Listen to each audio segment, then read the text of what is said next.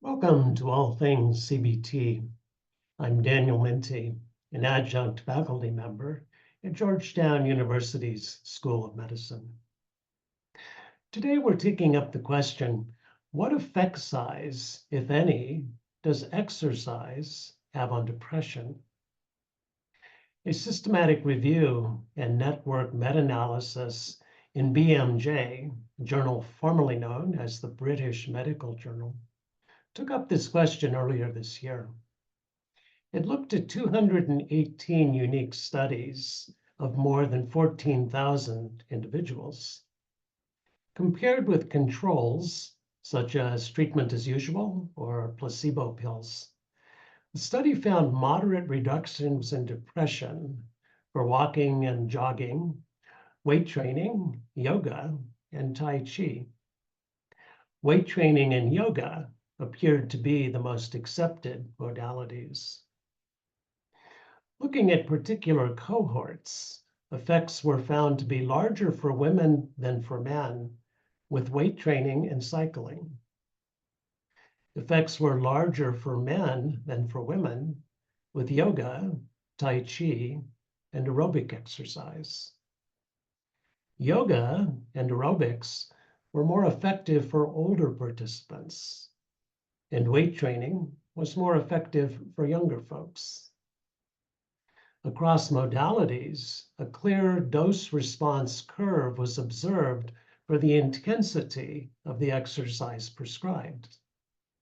The more vigorously one engaged in any form of exercise, the larger its antidepressive effects were. Exercise appeared equally effective for people with and without comorbidities, with different baseline levels of depression, and with different dosing schedules throughout the week. That is, 2 longer sessions had the same effect as 4 shorter ones. While the review didn't address causal mechanisms, trends in the data led authors to make some guesses. They believe it unlikely that any single mechanism explained all of the findings. Instead, they hypothesized a combination of social interaction, mindfulness, acceptance, increased self-efficacy, immersion in green spaces, and neurological mechanisms, such as runner's high, combined to produce the outcomes.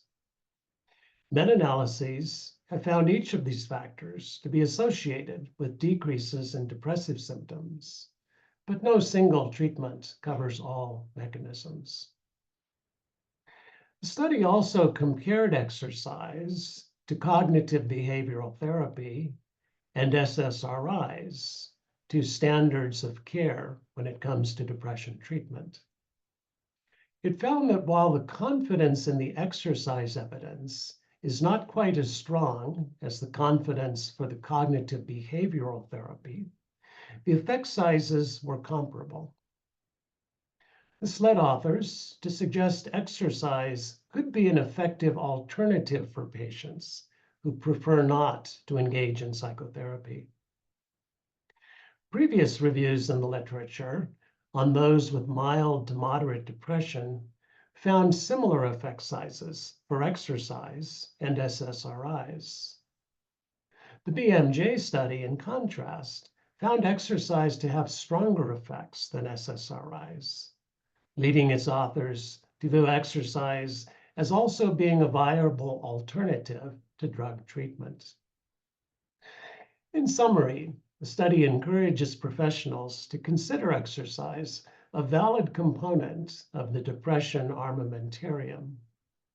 It also urges practitioners to consider patients' values, preferences, life circumstances, and constraints, ensuring there is shared decision-making about what best suits a particular patient situation.